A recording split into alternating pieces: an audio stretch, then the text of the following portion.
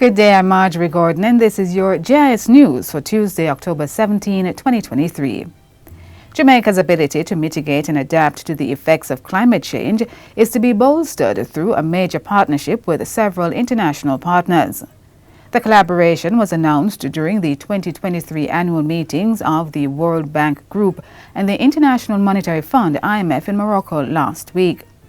The support is within the context of the $764 million Resilience and Sustainability Facility arrangement approved by the IMF in March this year.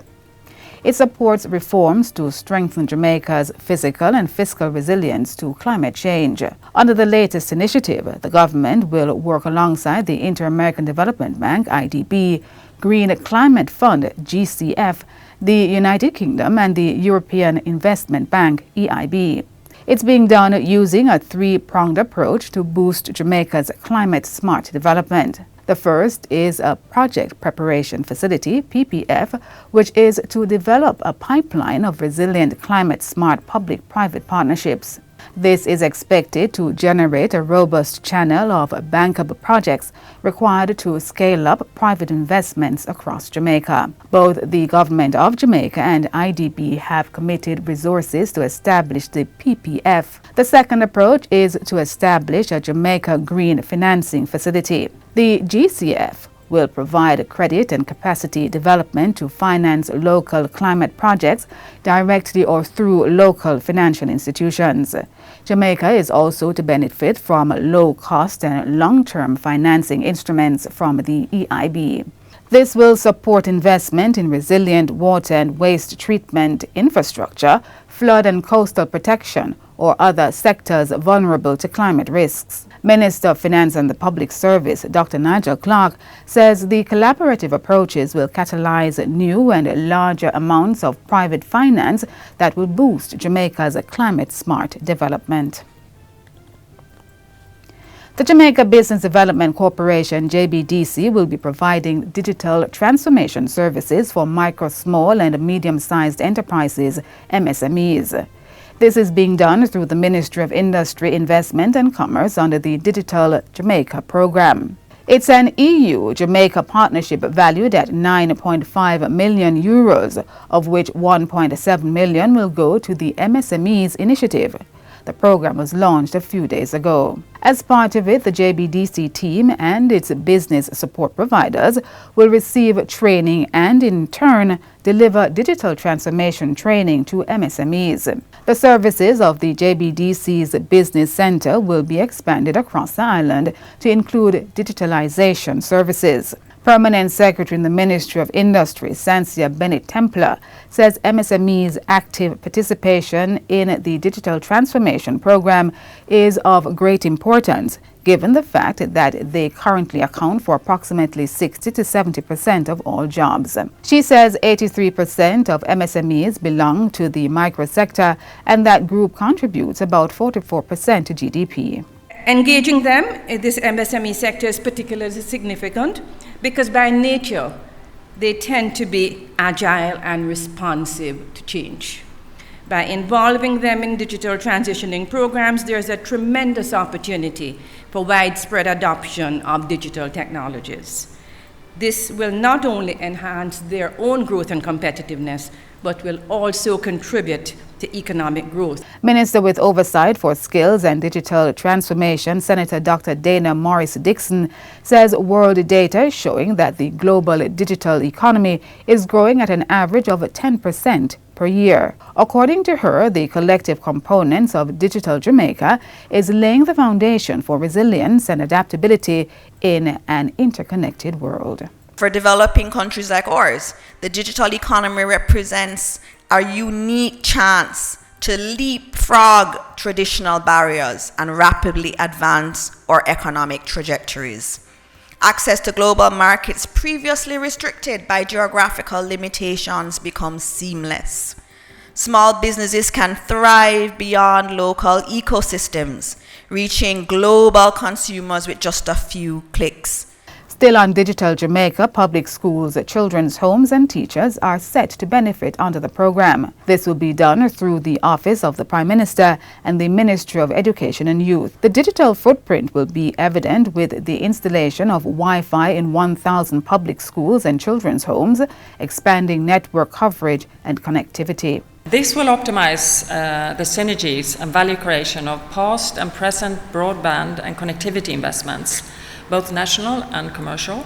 It will contribute towards an ongoing government effort to reduce social vulnerability to the digital divide, particularly among students, including special needs students in unserved and underserved areas. Digital Jamaica will also support the Education Ministry through a review, update and integration of Jamaica's national ICT competency framework for teachers into the curricula of all public-funded teacher training institutions. This will build the competency of in-service teachers, teachers in training, new ones entering the sector, and those aspiring to become educators. Portfolio Minister Favour Williams says the strategic targeting of the education system is vital to capacity building for new opportunities in the digital arena. We believe that by improving access to technology and technological devices, we will create a level playing field for all of our students, allowing them to see the endless possibilities that exist for careers, especially in the STEM or STEAM areas. 205 Jamaicans were yesterday recognized with national honors and awards for their sterling contributions to a wide cross-section of disciplines. The occasion was the annual ceremony of investiture and presentation at King's House. 5 persons received the Order of Jamaica, 27 for the Order of Distinction, rank of Commander, and 36 for the Order of Distinction, rank of Officer. The Badge of Honor for Gallantry was given to Ruel Grant and Keith Nugent for saving 4 females from a burning motor vehicle that exploded minutes later. Another brave citizen, the late firefighter Lorenzo Dawes, was posthumously awarded the Medal of Honor for Gallantry. He died in the line of duty at the scene of an emergency incident. The award was collected by his father, Assistant Superintendent Garnet Dawes. When I got the news that he will be honored, but I cried, as I said, my son, death is not in vain. Somebody remember him. Meanwhile, badges were given to 57 public servants for meritorious and long and faithful service in their respective fields. The uniformed groups, which consist of 77 members of the Jamaica Constabulary Force, the Jamaica Fire Brigade, and the Department of Correctional Services, were given medals of honor for meritorious service. Prime Minister Andrew Holness is calling on Jamaicans to look within themselves and put into action their own heroism in service of the country and fellow citizens. In his Heroes Day message yesterday, Mr. Holness said if Jamaica was to continue its march towards peace, progress and prosperity, then citizens must answer the call to be heroes. We need heroes who will uplift our country by fostering meaningful dialogue, instead of engaging in destructive misinformation practices that create strife, discontent, discord, and hostility in our society. Our individual actions in our circle of influence, whether it be amongst our friends, families, churches, schools, clubs, and groups, have a profound impact on our country as a whole. The Prime Minister lauded the nation's healthcare workers, security personnel, sanitation workers and firefighters, describing them as heroes already within the society who rise above challenges and inspire hope. He challenged Jamaicans to work individually and collectively to create the kind of country they want for everyone. We cannot allow our society to sink into moral, intellectual, social and economic depression.